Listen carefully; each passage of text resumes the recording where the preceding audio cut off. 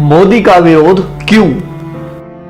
क्या मोदी कोई विदेशी है जो बाहर से आकर प्रधानमंत्री की कुर्सी पर जबरदस्ती बैठ गए हैं? क्या मोदी का चरित्र दागदार है? क्या मोदी ने कोई भ्रष्टाचार किया है? क्या मोदी अपनी तिजोरी भर रहे हैं नेहरू गांधी परिवार की तरह? क्या मोदी का कोई बेटा, भतीजा, भाई, भौजाई जिसको वो लाभ देने में लगे हैं? क्या मोदी की विश्वसनीयता संदेह के घेरे में है?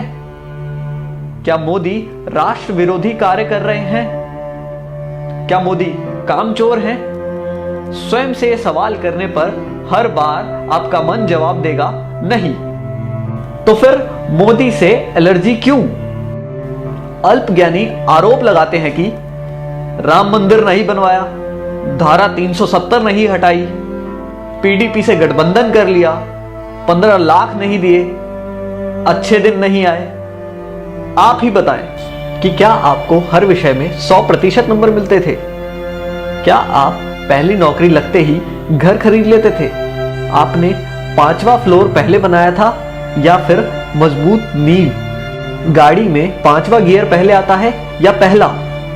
उदाहरण और भी जोड़ सकते हैं। कोई नहीं बताता कि अगर मोदी नहीं तो और कौन? कौन बना सकता है स्थायी सरकार? कौन बनवा सकता है राम मंदिर? कौन हटवा सकता है धारा 370? कौन करवा सकता है किसानों की सुरक्षा? कौन कर सकता है भारत की रक्षा? ये एक साजिश है लुटेरों की, ताकि आप फंस जाएं और इनको लूटने को मिले। मई 2014 से आज तक सारे चोर चुहार, देशद्रोही, आतंकी टाइप के लोग पगलाए हुए हैं। जरा सोचिए,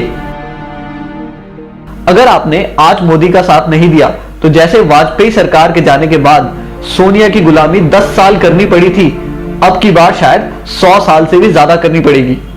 खून के आंसू रोना पड़ेगा। एक बार जरूर सोचें।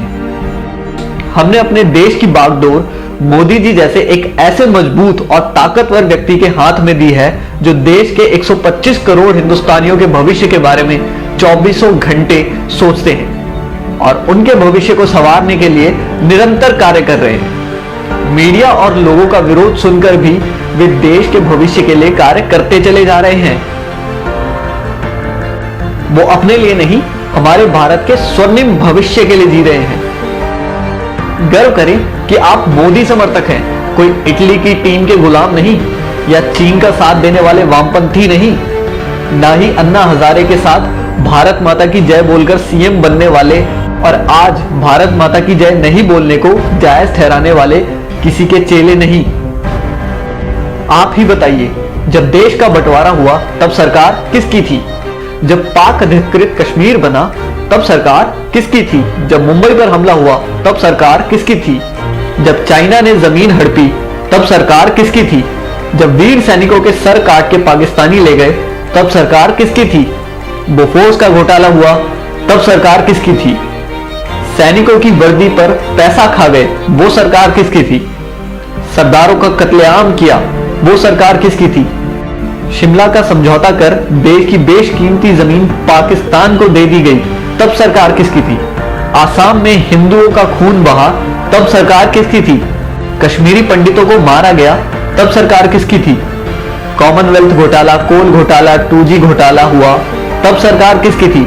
दूरदर्शन के मोनो से सत्यम शिवम सुंदरम हटाने वाली सरकार किसकी थी? भारतीय मुद्रा से सत्यमेव जयते हटाने वाली सरकार किसकी थी? वंदे मातरम का अपमान किया, वो सरकार किसकी थी? क्या आप जानते हैं इंदिरा गांधी के रास्ते में आने वाले लाल बहादुर शास्त्री की ताशकंद में रहस्यमय हालत में मौत हो गई। नेहरू के लिए खतरा बन रहे श्यामा प्रसाद मुखर्जी और दीनदयाल उपाध्याय की हत्या कर दी गई और पुलिस ने आज तक इस साजिश से पर्दा नहीं उठाया। राजीव गांधी के लिए चुनौती बन रहे वीर बहादुर सिंह की पेरिस में मौत हो गई, जबकि उनको हृदय की कोई समस्या ही नहीं थी। सोनिया गांधी के खिलाफ कांग्रेस अध्यक्ष का चुनाव लड़ने की 2 लोगों ने हिम्मत की, राजेश पायलट और जितेंद्र प्रसाद। राजेश पायलट की कार को एक रहस्यमय तरीके से ट्रक मारकर गायब हो गया और जितेंद्र प्रसाद बरेली के एक सर्किट हाउस में मर गए। इनसे पहले सोनिया को चुनौती देने वाले सीताराम केसरी को पार्टी से भगा दिया गया।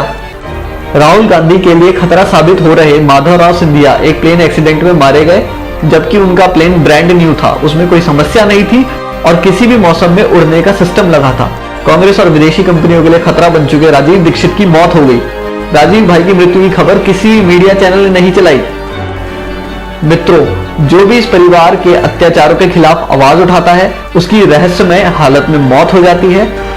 शशि थरूर की पत्नी इस बात का एक उदाहरण है।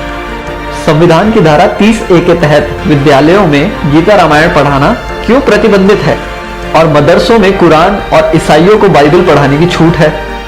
हिंदू मंदिरों और तीर्थ स्थानों के चढ़ावे पर 70% सरकार का हक, मस्जिदों और मजारों पर चढ़ावे का पूरा हक उन्हीं का, साथ ही सरकारी अनुदान। बाबा अमरनाथ और कैलाश पर्वत की यात्रा पर सरकार को टैक्स, लेकिन हज यात्रा पर सब्सिडी। इच्छा है तो इस मैसेज को आगे बढ़ाएं, वरना स्वयं को भारतीय कैसे कहेंगे। जय हिंद।